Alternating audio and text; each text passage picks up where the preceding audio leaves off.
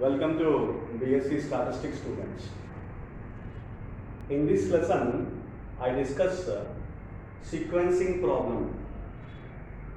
So, what is sequencing problem? So, we have to assign for example, some number of jobs are there and some number of missions are there. 2 missions or 3 missions, etc. So, for example, we have number of jobs, which means works. There are many number of jobs are there, which should be processed on 2 missions or 3 missions, etc. Then which particular job is going to be processed in which particular order, that is going to be obtained by, that is called the sequence, order meant by sequence. So, it is going to be calculated through this particular problem. So, whatever the specified times, here you see this is the problem. Through the problem I explained the entire sequencing problem. For example, here are n jobs and 2 missions I have specified here, and a problem also I have specified for n jobs and 2 missions. There are 5 jobs. You see here the jobs 1, 2, 3, 4, 5, and 2 missions I have given. I have taken this particular problem. Now, so how to process? For example, the order is AB. That is, first you have to, whatever the job we have to consider first on mission A and then on mission B. That is, the order is going to be continued, and by taking this particular order, considering this particular order, what should be the sequence of all jobs? How they are going to be processed, so that the total elapsed time, that's what we consider, we call elapsed time, that is total processing time of taking 2 missions into consideration and all jobs into the consideration, and so that what is the sequence of jobs, so that you will get the total elapsed time is minimum. That is what the problem of sequencing problem. Now it is going to be specified what is the procedure. We have Johnson and Bellman algorithm. So they were discovered this. So therefore, it is a Johnson's algorithm for 2 jobs. N jobs and 2 missions. For n jobs and 2 missions, we have this particular algorithm, and based on the algorithm, by taking the algorithm into consideration, and we have to calculate what is the order of the jobs, that is sequence of the jobs. So for which you see here, we have to consider these are the processing times which are going to be taken place, that is processing times which are specified for performing a particular job. For example, job 1, it is going to be performed, processed on mission A, it takes 5 hours. Let it be considered in hours. In hours it was specified. Then I consider the time, processing time, then this is the 5 hours it takes.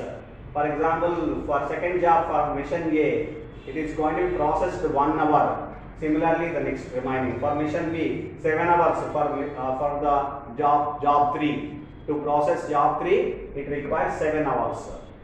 7 hours are to be processed on mission B. Like that, it is the specification. It is the specification which was given in the table, right? Now, based on the Johnson's algorithm, how to calculate the sequence first of all, and then you have to go and calculate this. So, and based on the Johnson's algorithm, then we have to consider the entire processing times we have observed. If you observe, then what is the minimum processing time you have to consider. For example, minimum processing time is corresponding to mission A. If the order is this AB, you can also consider BA. Then you have to place in that fashion. So then, if for example the minimum processing time it is of job mission A corresponding to mission A, then you have to process that job and at the first of the sequence. And for example, it is of minimum processing time, it is of the mission B, then you have to place from last in the sequence. That is what the procedure. You have to come for mission B, you have to consider it is from first to last. And from, for example, it is of mission B, then you have to come from last to first, that's all. You have to come back. So now there are 5 jobs. What I am giving the sequence here. So you have to go in an order and then you have to place 1, 2, 3, 4 and 5. So there are 5 jobs I have specified here. By taking one by one the processing times, the minimum processing time, next minimum processing time, etc. And whichever the job is assigned here, we have to cancel there and then we have to go and assign next. So now you consider, let us start the problem. So for example, if the job processing time minimum processing time is 1. So therefore, this is corresponding to job 2 and corresponding to mission A. This is job 2. This is at job 2 for job 2 and corresponding to mission A, that is at mission A. So therefore, you have to process this because of the mission A, this processing time is of mission A, we have to process job 2 from the first, that is I am placing here. In the sequence, from the first of the sequence we have to place. Then I am cancelling this. Remove this and write the table, another table, and so that it will be very easy without having confusion. Now remaining the processing times, you have to consider one minimum processing time. What is the next minimum processing time? It is 2. It is corresponding to, it is at job 1 corresponding to mission B. So place job 1 in the sequence from the last of the sequence. In the sequence in the last, from the last. So therefore, in the sequence you place this particular job from the last. That is, place job 1 from the last in the sequence, and then cancel this. Job 1, since job 1 was placed, it was sequence was in the order it was placed. So that therefore now you consider remaining. What is the next minimum cost? That is next minimum processing time. That is 3.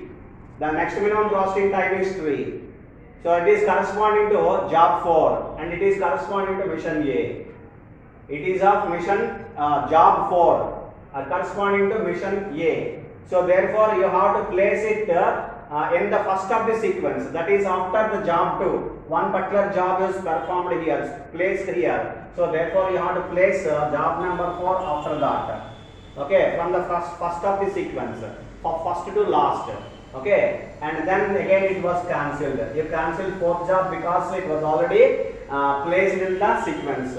Now again go to the go and consider the next minimum processing time. 9, 7, 10, 4. Next minimum processing time is 4. It is corresponding to job 5. That is at job 5 and corresponding to mission B. Hence you have to place job 5. Job 5 from last of the sequence, that is after 1. Before 1, that is after 1, that is just before 1. You have to place the job 5 from last to first. You have to go it.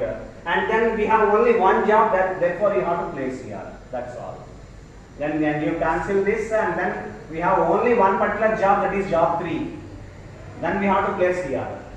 Hope you understand. This is what the sequence of the jobs, order of the jobs, how it is going to be performed on mission A and then mission B. Now you see, the job 2 is first of all sent to mission A, and after finishing the that is processing time, the how much time it requires to manufacture, then you have to send to the mission A, and then the same job 2, it is going to be sent to the mission B. First of all you have to go consider and send it to mission A for processing, and then you have to send it to mission B. Similarly, after finishing the job 2 on mission A, then you have to similarly after finishing job 2 on mission A and mission B, then you have to go for job 4. Take job 4 and send to the mission A for first of all processing for mission A, and then you have to send it for mission B. The same job 4 is going to be sent to the mission B. Like that, it is an order. The order was discovered. That order is called sequence. So sequence of the jobs was determined. It was calculated, obtained by the Johnson's algorithm. Then what you have to do next? Now you have to calculate what are the ideal time of the mission A and mission B, and what is the total elapsed time? How much time it requires to process all jobs from 2 to 1, that is 2, 4, 3, 5, 1. For all jobs to finish the entire work, and what would be the minimum processing time, that is called total elapsed time. It's going to be calculated in this particular table. It is going to be specified in this particular table. At the end we can calculate the total elapsed time. Now you see here, first of all job sequence I am writing here, 2, 4, 3, 5 and 1. Hope you understand. Whatever the obtained sequence by the Johnson's algorithm, you have to write that particular sequence in this particular table. Sequence of the jobs in this particular table. So now we have to consider here the time periods are there. The processing times, which means the processing times are available in the table here, in the table. Now we have to consider, and what is the timing for, there are two particular times for both the missions A and B. When a particular job it is taken, that is called timing, and then when that particular job is going to be leave, what is the time of leave that particular job, that is going to be specified. One is time in, another one is time out. Similarly, the next job, the same job from to the mission B, which is processed in the mission B. What is the time in? What is the time out? That is which are all going to be calculated. Similarly, idle time. This is idle time for mission B. So hence I write it is mission B. It is ideal time only for mission B. Idle time of mission A is calculated separately. I will tell you. Now, after placing that, what is timing for mission A? What is initial time period? It was not started, hence it is 0. And what is time out? 0 plus processing time of that particular job on mission A. Second job, processing time on mission A. Second job, it is 1. So therefore 0 plus 1 is equal to 1. Do you understand? Now timing for next job is this one. Time out of previous job. When it finishes the job, the processing, that is when the job 2 was finished on mission A, is nothing but the timing for the next job on mission A. So therefore, after completing the work, that is the processing time. After completing the processing time for job 2 on mission A, then only the mission A can start the work, that is job of the next job, work of the next job, processing time of the next job. So that is called 1. I am writing here 1. I will write here 1. Then 1 plus what is the processing time of job 4 of mission A? That is 3. So 1 plus 3, it is equivalent to 4. Do you understand? Now timing for the next job is 4 hours. 4 hours. Next, what is the time out of for next job on mission A? That is 3. Of job 3, it is 9. So 4 plus 9, it is 13. Okay, timing for next job is 13. And time out for next job is that is job 5. Processing time of job 5 is 10 on mission A. Therefore, it is 23. Time out for job A, job 5 on mission A is nothing but 23. Timing for first job, that is next job, it is 23. So 23 plus time out of the mission A for first job is time out of the fifth job, that is the previous job. What we have to consider? I minus 1th job on the mission A, that is 23 plus processing time of the first job, that is the ith job. So the first job, it is nothing but 5. So total number of hours worked by mission A is nothing but 28 hours. So to finish all the jobs, mission A takes 28 hours of time. 28 hours. Hope you understand. This is what the case in mission A. Now we come to the mission B. How to calculate timing? It will be ideal for the time period, that is the previous time period of the job, the first job.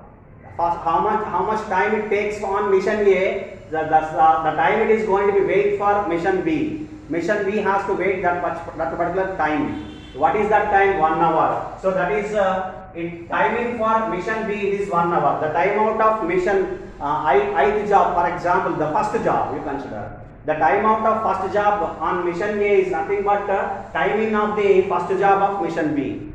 So now we have to consider again time out of first job, that is here it is the second job. The second job it is going to be considered as the timing, it is going to be considered plus the processing time. The processing time is nothing but processing time of second job on mission B, it is nothing but 6. So 1 plus 6 is equal to 7. Then what is the timing for the next job of mission B, that is for example ith job? That is going to be considered a formula of maximum of the time it is going to be finished on mission A. First of all, because if the previous job has to finish on the mission B, and whereas the ith job is going to be finished on mission A, the processing time, that is whatever the processing time it is finished on the ith job. For example, you consider ith job, finishing the ith job on mission A, and the maximum time of, and finishing time of I minus 1th job, the previous job on mission B. That should be the time is going to be starting time of the, that is timing of the next job, that is ith job. For example, you consider 4 and 7, that means 7. Even though it was finished 4 hours, within 4 hours, but the mission B may not be considered that particular time, because to finish the first particular job on mission B it is 7 hours. After finishing the 7 hours only, after completion of 7 hours only, mission B is going to be going to be considered the next particular job. Otherwise, without finishing the processing time of the one particular job, I minus 1th job, how can it take the next job, ith job? It is not possible. Therefore, the formula is time when it finish on the maximum of time when it finish on ith job is going to be finished on mission A, and I minus 1th job, the previous job, it is going to finish on mission B. That is maximum time we have to consider here. So 7 plus, this is the next, that time out for the next job, that is 4th job. 4th job, the processing time is 8 of mission B. So 7 plus 8, it is 15. So now again we have to consider maximum of 13 and 15. You see here 13 and 15. Maximum is 15. Hope you understand. And then 15 plus time out is the processing, 15 plus processing time of job 3 on mission B. Job 3 on mission B is 7. So it is 7 and it is 22. Now you see, you can understand very easily. 23 and 22. Now the processing time of previous job is finished on 22 hours. But whereas mission A is not finished on 22 hours. 1 more hour still mission B has to wait. Why? Because of the reason that it was finished in 22 hours. The previous job on mission B was finished for 22 hours, whereas mission A has not completed the next job, that is 5th job. It was not finished. Then how can mission B consider 5th job? So that is the reason why you have to consider maximum. That is after finishing this particular job, mission B has to wait 1 hour. 1 hour time. 1 hour it is empty. That is ideal. The mission B is ideal for 1 hour. And later on, after 1 hour only, mission B can start next work. That is next job. So that is what the required formula. So it is 23. So 23 plus the processing time of job 5. Job 5 is 4 rupees on mission, 4 hours on mission B, hence it is equal to 27. And again consider maximum of, again here the same problem, 28, mission B was finished within 27 hours. But whereas mission A has not finished the next job, work of the next job. The processing time of the next job, it was finished on 28 hours. After 27 hours of mission B has to wait again 1 more hour. to catch the next job or to start the next job. So that is called 28 here, and 28 plus processing time of job 1 on mission B. Job 1 on mission B is 2 hours. Hence it is 28 plus 2. It is equal to 30 hours. Now you see here, this 30 hours is nothing but total elapsed time. The minimum duration, the minimum hours, number of working hours taken for the processing all the jobs, 2, 4, 1, that is 1, 2, 3, 4, 5. Or to finish all the jobs, which is the minimum time it is going to be considered. That is called a total elapsed time. This is what the minimum hours it should work. Both the missions A, B should to work. Okay, and after that we have to calculate idle time of mission A and mission B. I calculate idle time of total elapsed time first. I write here, this is optimum job sequence. Optimum job sequence, that is first answer. Job sequence is this first one, and the second one is total elapsed time. Total elapsed time, which is nothing but 30 hours. Okay, 30 hours. That is the we can have the last particular time period after finishing. How many number of missions are there? The last mission. The completion of the time of the last mission is nothing but total elapsed time. And third one, ideal time of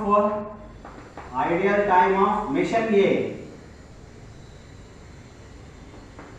Mission A is equivalent to be total elapsed time 30 hours minus, the formula is total elapsed time minus the time completed hours of the mission A, that is 28. That is 2 hours. It should be ideal. 2 hours it should be ideal in this particular process. And the fourth one, the ideal time of mission B. Mission B. It is going to be calculated here. The ideal time of mission B, the first one, it is going to be the finishing time of the mission A. Finishing time of mission A of the first job. It is nothing but 1 hour. It has to wait first of all. And then you consider here, these are the two particular processing times. So the finishing time of the starting time, the time in or the time in, that is starting time of the for example, ith job on mission A, that is going to be considered that mission A, that is time in of mission B. Time in of mission B minus time out of previous job, I minus 1th job on mission B. It is going to be considered as ideal time. That is 7 minus 7. It is 0. And 15 minus 15. That is time in of the ith job on mission B minus time out of I minus 1th job of mission B. That is 15 minus 15. It is 0. And again 23 minus 22. We have discussed 1 hour the particular mission B has to wait 1 hour. So and similarly 28 minus 27. This is going to be 1. So 28 minus 27. First one, this one, this is the time period of the time out of the first job of mission A, and second one onwards, the timing of the ith job on the mission B minus time out of the I minus 1th job on mission B is nothing but ideal. That is ideal time of mission B. Okay, that you have to calculate. That is 1, and the first one, this is 1, this one, not this one, whatever it is, both ones are same. This one is first one, and then 7 minus 7, 15 minus 15, and 23 minus 22, and 28 minus 27. So total ideal time is 1 plus 1 plus 1, that is 3. So 3 hours of the total ideal time of mission B. So this is what you have to calculate on the two missions and n jobs, 2 missions problem, sequencing problem. So you have to calculate all these points, job sequence first by using Johnson's algorithm, and then you have to prepare this particular table, and you have to calculate, you have to consider the order of the sequence, job sequence, and then time in time out of mission A and mission B, and then idle time of mission B can be calculated in the table, and after that you have to calculate, you have to write total elapsed time, which will be calculated at the end of the mission B, that is last mission. total time it is going to be considered. And then ideal time of mission A. So this is nothing but total elapsed time minus the total time period of the mission A. Total time when it finished on mission A. Entire time period. So 30 minus 28, 2 hours. And then ideal time of mission B is going to be calculated by using this particular table. In the table you have to calculate. So that this is what the calculation of total elapsed time, ideal time of mission A, ideal time of mission B, and job sequence, at first job sequence. Hope you understand. This is what the problem of job sequence, that is sequencing problem. Thank you.